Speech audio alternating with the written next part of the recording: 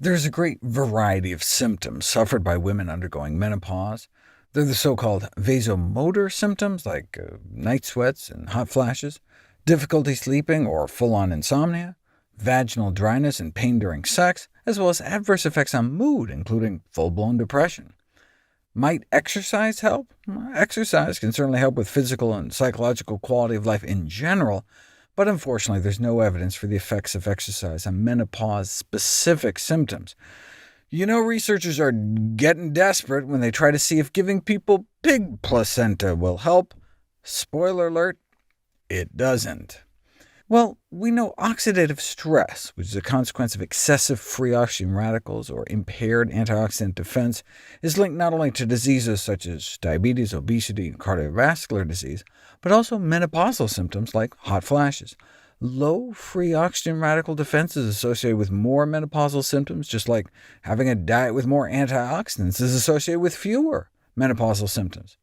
In fact, a high intake of fruits and vegetables may delay the onset of menopause in the first place, thought to be because the presence of antioxidants in fruits and vegetables may counteract the adverse effects of free radicals on the number and functional eggs you still have in your ovaries, whereas the reason high meat consumption has been related to degenerative diseases may not just be the saturated fat and cholesterol, but the pro-oxidation products generated during their production, storage, digestion, and the metabolism of meat.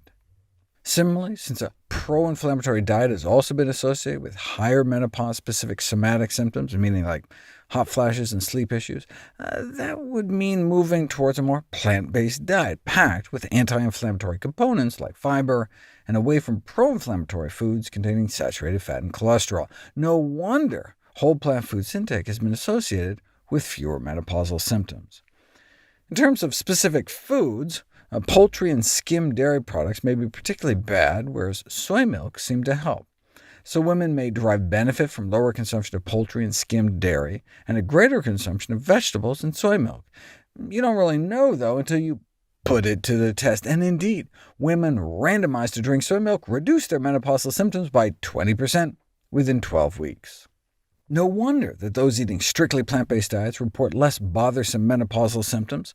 Among women undergoing menopause, vegans reported less bothersome symptoms, and within the diet groups, more vegetables, and in the meat-eating group, less flesh food, was associated with less bothersome symptoms as well. So eating a plant-based diet may be helpful for women in their menopausal transition who prefer a natural means to manage their symptoms, consistent with all the other studies demonstrating reduced menopausal symptoms in those consuming greater quantities of plant-based foods and less meat. But again, maybe there are other reasons healthier eaters have fewer symptoms. You can't prove cause and effect until, you guessed it, an interventional trial to see if changing your diet actually reduces symptoms. And in this study, where women were encouraged to decrease fat and increase fruit, vegetable, and whole grain intake, they were significantly more likely to eliminate their vasomotor symptoms, like hot flashes and night sweats, compared to the control group. So it's certainly not all or nothing. And within a plant-based diet, those randomized to a meat-free diet with daily flaxseed oil, walnuts, and almonds did better than those randomized to the same diet, but with daily extra virgin olive oil. After 16 weeks, the vegetarian diet that was rich in omega-3s did better, reducing vasomotor symptom frequency. In fact, even just 2 teaspoons worth of ground flax seeds a day alone can significantly decrease menopausal symptoms to about the same extent as hormone replacement therapy, but without the side effects.